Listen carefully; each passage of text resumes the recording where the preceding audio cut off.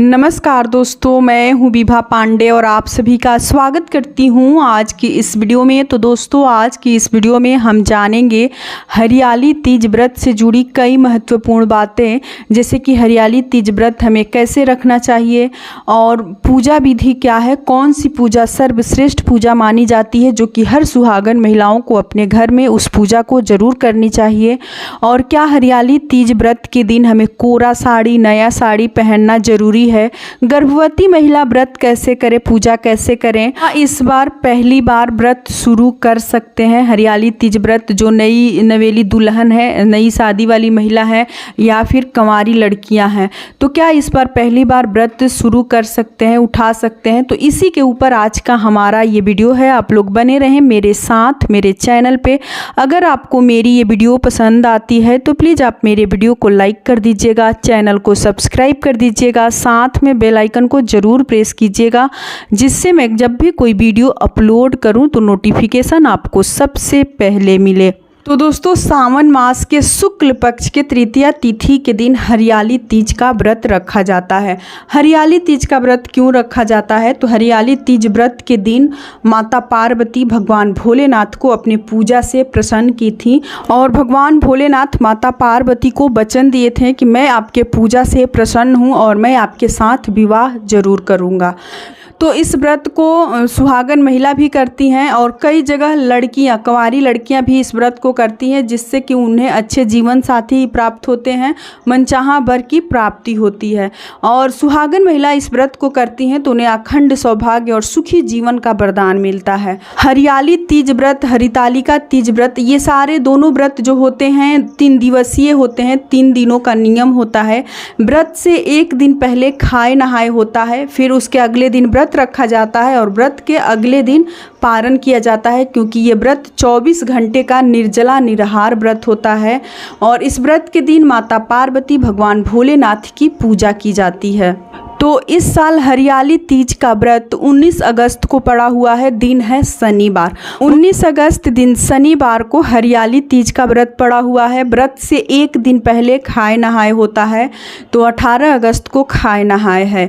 18 अगस्त को आप लोग बाल धोकर स्नान कर लीजिएगा, उसके बाद से शुद्ध सात्विक भोजन सेवन कीजिएगा। बाहर का कोई बना हुआ भोजन खाना या फिर घर में ही लहसुन प्याज वाला भोजन बनाकर आप लोग न खाएं। उसके बाद से व्रत वाले दिन, जिस दिन आपको व्रत रखनी है 19 अगस्त को, उस दिन सुबह में भोर में 3 बजे उठकर और सरगी खा लीजिएगा। सरगी खाया जाता है। सरगी में आप लोग जो चाहें खा सकते हैं, जैसे कि बहुत सारे घरों में पकवान खाकर इस व्रत को रखा जाता है। बहुत सारे घरों में दही चिवड़ा खाने का नियम है। तो देखिए, आप लोग अन्न खाइए, ठीक है, जो नियम है घर का वो तो करना ही है, लेकिन आप लोग अनाज का सेवन बहुत अधिक मत कीजिएगा, चाहे वो पकवान हो या फिर दही चिवड़ा हो। पकवान में बहुत घरों में पुआ वगैरह, गुजिया बनाया जाता है, पूड़ी बनाया जाता है, और यही सब चीज़ें खाकर व्रत रखा जाता है। देखिए, सरगी में सबसे अच्छा खाना क्या होता है? तो फल आप लोग, जैसे कि केला, आम, सेव भी आप लोग ले सकते हैं, जो ही फल मिल रहा हो मार्केट में। ड्राई फ्रूट्स भी ले सकते हैं। दूध से छेना अपने घर में बनाकर शुद्ध खा सकते हैं। चाय और शरबत, 2 चीज़ें बहुत अधिक ज़रूरी है। शरबत लेने से आपको प्यास नहीं लगेगी, और चाय पीने से दिन में बहुत कम आलस आता है, जैसे नींद बहुत कम लगती है और सिर चक्कर भी नहीं देता है, सिर दर्द भी नहीं होता है। तो चाय पीना भी बहुत अधिक ज़रूरी है। चाय में आप लोग अदरक, इलायची और थोड़ा सा काली मिर्च कूट कर डाल के और चाय बनाकर ज़रूर पीजिएगा। शरबत अगर आप लोग मिश्री, जो मार्केट में बड़ा बड़ा टुकड़ा वाला जो मिश्री आता है, उसे आप लोग खरीद कर लाइए और रात के समय भिंगा दीजिए उसको पानी में, किसी छोटा सा बर्तन में कम पानी लेकर भिंगा दीजिए। सुबह में वो बहुत अच्छे से घुल जाता है, और फिर उसमें आप लोग ठंडा पानी मिलाकर और उसमें 1 या 2 नींबू ले लीजिएगा, नींबू निचोड़ के डाल लीजिएगा, और वही शरबत आप लोग पीकर और चाय पीकर व्रत रखिएगा। बहुत कम प्यास लगती है, एकदम बिल्कुल दिन में आपको प्यास नहीं लगेगी और ना ही सिर दर्द होगा। तो सरगी में ये सारी चीज़ें आप खा सकते हैं। इसके अलावा अगर आप चाहें तो नारियल पानी, जूस, ये सब चीज़ें भी आप ले सकते हैं। और फिर सुबह में आपको स्नान कर लेनी है। अगर आप चाहें तो सर्गी के समय भी स्नान कर सकते हैं। अगर सर्गी के समय स्नान ना करें तो सुबह में आप लोग जितना जल्द हो सके 8 बजे से पहले स्नान कर लीजिए और व्रत का संकल्प ले लीजिए। स्नान करने के तुरंत बाद उस दिन आप लोग अपने मांग में पीला सिंदूर लगा लीजिएगा, क्योंकि देखिए उस दिन बिना सिंदूर लगाए पूरे दिन आप लोग नहीं रहिएगा। सुहाग का व्रत है तो हमें मांग में सिंदूर थोड़ा सा अच्छे से ही भरनी चाहिए, तो पीला सिंदूर आप लोग भर लीजिएगा और व्रत का संकल्प के पूरे 24 घंटा निर्जला निराहार व्रत रखनी है। फिर शाम के समय आप लोगों को एक बार स्नान कर लेनी चाहिए और जो ही आपके पास वस्त्र हो, अगर कोरा वस्त्र हो, नया सूट हो या साड़ी हो तो बहुत अच्छी बात है। हरे रंग का आप लोग पहने तो और अच्छी बात है। अगर मान लीजिए हरा रंग नहीं है, नया नहीं है, कोरा, तो आप लोग अपने डाल की साड़ी या शादी के समय का कोई भी साड़ी हो, मैके ससुराल का, वो भी चल सकता है। वो भी अगर आपके पास नहीं है तो आप लोग कोई भी वस्त्र शुद्ध होना चाहिए, धुला हुआ वस्त्र आप लोग पहन लीजिएगा उस दिन। उसके बाद से 16 श्रृंगार, जैसे पैर में महावर, मांग में उस दिन सिंदूरे से सिंदूर लगाया जाता है जो कि सभी को पता है, और पैर में महावर, हाथों में मेहंदी आप लोग एक दिन पहले भी लगा सकते हैं या फिर तीज व्रत के दिन अगर समय मिले तो दिन में भी आप लोग लगा सकते हैं। पूजा से पहले आपके हाथों में मेहंदी होनी चाहिए। और 16 श्रृंगार में गजला हो गया, पायल, बिछुआ, मंगलसूत्र जो कि सभी को पता है, मांग टीका, ये ऐसी चीज़ें हैं जैसे पायल, बिछुआ, मंगलसूत्र, मांग टीका की शादी से पहले ये सब चीज़ें हम लोग नहीं पहनते हैं। तो ये शादी का प्रतीक है और अखंड सौभाग्य की वरदान मिलता है हमें इस सब चीज़ें पहनने से। व्रत वाले दिन हमें ये सब चीज़ें आप लोग सुबह से ही धारण करके रखिएगा, जैसे मंगलसूत्र, पायल, बिछुआ, मांग टीका आप लोग पूजा के समय जब स्नान करके अच्छे से सज जाइएगा तो पहनिएगा। बालों में गजला, काजल, सब चीज़ें अच्छे से अच्छे तरीके से आप लोग हर एक मेकअप कर लीजिएगा। और उसके बाद से आप अपने घर में अगर समय हो तो देखिए सर्वश्रेष्ठ जो पूजा होता है तीज व्रत के दिन, वो पूजा होता है अपने घर में खुद के हाथों से मिट्टी से भगवान शिव और माता पार्वती को बनाकर अगर आप लोग पूजा करते हैं तो बहुत सर्वश्रेष्ठ ये पूजा माना जाता है और इससे भगवान बहुत अधिक प्रसन्न होते हैं। तो अगर आपसे हो तो आप लोग ज़रूर कीजिएगा। जिस घर में मतलब एक से अधिक जनसंख्या में महिला रहती हैं, 2-4, जैसे कि देवरानी, जेठानी या भाभी, ननद, सास, बहू, तो ये कार्य वो लोग कर सकती हैं मिलकर। लेकिन जो अकेले महिला होती हैं उनके लिए थोड़ा सा कठिन होता है करना, क्योंकि हर काम करके और फिर पूजा में इतना अधिक समय देना सबके बस की बात नहीं होती है और व्रत भी रखा जाता है, ऊपर से पूरे निर्जला निराहार व्रत भी रहता है। तो लेकिन अगर हो तो आप लोग ज़रूर कीजिए, क्योंकि व्रत के दिन अगर आप लोग मिट्टी से खुद के हाथों से शिवलिंग और माता पार्वती की प्रतिमा बनाकर आप लोग पूजा करते हैं तो बहुत अधिक फलदायी पूजा माना जाता है।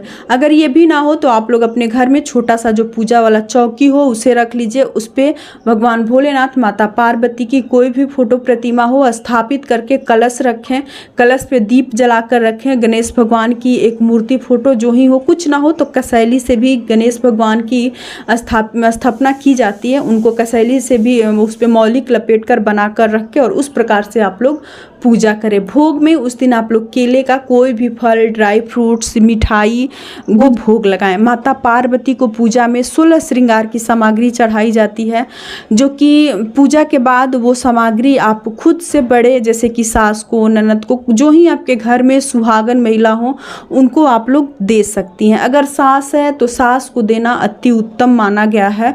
अगर सास जिनकी नहीं है वो अपने से खुद से किसी भी बड़ी महिला को दे सकती हैं। तो आप शिवालय भी जरूर जाएं। जो गर्भवती महिला है उनसे अगर व्रत रखा जाए तो वो व्रत जरूर रखें। लेकिन मान लीजिए कि लास्ट मंथ चल रहा हो या फिर प्रेगनेंसी में बहुत अधिक दिक्कत होता है तो उनसे व्रत अगर नहीं रखा जाता है तो वो घर में ही जो फोटो प्रतिमा है वहाँ पे पूजा कर ले, भगवान से माफ़ी मांग लें और अगले साल से फिर व्रत करेंगी। बहुत अधिक रिस्क नहीं लेना चाहिए प्रेगनेंसी के समय।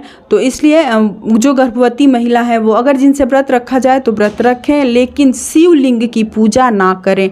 खुद के हाथों से, जैसे कि घर में मिट्टी से शिवलिंग बनाकर पूजा किया जाता है या फिर मंदिर में जो शिवलिंग की स्थापना होती है, शिवालय, जिस शिवालय में जाकर आप लोग पूजा करते हैं, तो शिवलिंग की पूजा प्रेगनेंसी के दौरान नहीं किया जाता है और भगवान विष्णु को भी जल नहीं दिया जाता है। नॉर्मल तरीके से जैसे आप प्रतिदिन पूजा करते हैं फोटो प्रतिमा की अपने पूजा रूम में, उस फोटो प्रतिमा की आप पूजा कर सकते हैं। आप भी माता पार्वती को 16 श्रृंगार का सामान चढ़ाइए, वो सामान अपने से बड़ों को दीजिए। आप हर कार्य कर सकती हैं, सिर्फ शिवलिंग की पूजा नहीं कर सकती हैं। और पूजा करने के बाद जो गर्भवती महिला है, अगर उनसे नहीं रहा जाता हो तो वो पानी पी सकती हैं, पानी शरबत पी सकती हैं, कोई दिक्कत नहीं है। अगर बहुत अधिक दिक्कत हो तो 11 बजे रात के बाद से वो फलाहार भी कर सकती हैं, कुछ फल भी खा सकती हैं, चाय पी सकती हैं। 11 बजे बाद से कहा जाता है कि 3 घड़ी रात जाने के बाद से तीज का व्रत का मतलब जैसे कि जिनसे नहीं रहा जाता हो वो खा पी सकते हैं। और पूजा के दौरान आप लोग कथा जरूर सुने। भगवान भोलेनाथ को जनेऊ अगर आपके पास हो तो उनके लिए एक धोती, एक अंगोछी, जो ही वस्त्र में आपके पास हो, कुछ ना हो तो एक रुमाल भी आप उनके ऊपर वस्त्र स्वरूप जरूर चढ़ाएं और जनेऊ जरूर चढ़ाएं। माता पार्वती को एक छोटा सा ही चुंदरी खरीद ले, जो कि चुंदरी हम लोग अपने फोटो प्रतिमा पे चढ़ा के अपने मंदिर में चढ़ाते हैं देवियों के ऊपर, तो वो चुंदरी भी आप खरीद कर माता पार्वती को चढ़ा सकती हैं 16 श्रृंगार के साथ। उस दिन नया वस्त्र आपको माता पार्वती को जरूर चढ़ानी चाहिए। उसके बाद से देखिए दान करने का भी इसमें नियम है। दान में भी आपको 16 श्रृंगार का सामग्री लेना है। अगर 16 ना हो तो जैसे कि मेहंदी, काजल, पैर का महावर, बिंदी और सिंदूर, चूड़ी, जरूर इतना चीज़ें आपको ज़रूर लेना है। उसके साथ कुछ पैसा रख दीजिए, कुछ मिठाई हो तो वो ले लीजिए, जो कि ब्राह्मण को दीजिए या फिर बेटी बहन को दिया जाता है, या फिर किसी भी ज़रूरतमंद को, मंदिर के पुजारी को भी आप लोग दे सकते हैं दान किया हुआ। और जो माता पार्वती पे चढ़ाई हैं तो वो सामान आपको अपने घर के किसी भी सुहागन महिला को देनी है जिनकी सास नहीं है, और जिनकी सास है उनको अपनी सास को ही देनी है। व्रत के दिन सोना वर्जित है, झूठ बोलना वर्जित है, और बहुत अधिक साफ सफाई आप लोग ना करें जिससे कि जीव हत्या हो आपके हाथों से। और देखिए पूजा जब आपका संपन्न हो जाए तो आप घर के सभी बड़ों का पैर जरूर छूइए, अपने पति के, अपने सास ससुर के, अपनी जो ही आपके घर में बड़े हों आपसे, उनका सभी का पैर आप लोग छूकर आशीर्वाद लीजिएगा। क्योंकि कहा जाता है कि जहाँ 100 दवा काम नहीं करता है वहाँ एक दुआ काम आ जाता है, इसलिए दवा से ज़रूरत दुआ की होती है। तो आप लोग ये कार्य आप लोग प्रणाम करके आशीर्वाद जरूर लीजिएगा। और फिर अगले दिन आप लोग स्नान कर ले, स्नान करके वस्त्र धारण करके और सिंदूरे से अपने मांग में, पूरे नाक से मांग तक सिंदूर लगाएं। फिर पूजा करें, कुछ दान करें अपने हाथों से अगर रात में आपने दान नहीं किया हो तो। और दान करने के बाद जो ही बड़े बुजुर्ग हो आपके घर में सभी का पैर छुएं पारण वाले दिन भी। और फिर जो भगवान आपको दिए हैं वो बनाइए भोजन, और एक अस्थायी जगह पर बैठकर और पारण कर सकते हैं। तो यहीं तक की थी आज की हमारी ये वीडियो। उम्मीद करती हूँ कि आप लोगों को मेरी ये वीडियो पसंद आई होगी। अगर पसंद आए मेरी वीडियो तो मेरे कमेंट बॉक्स में हर हर महादेव ज़रूर लिखिएगा। फिर मिलती हूँ एक नए वीडियो में, तब तक के लिए नमस्कार।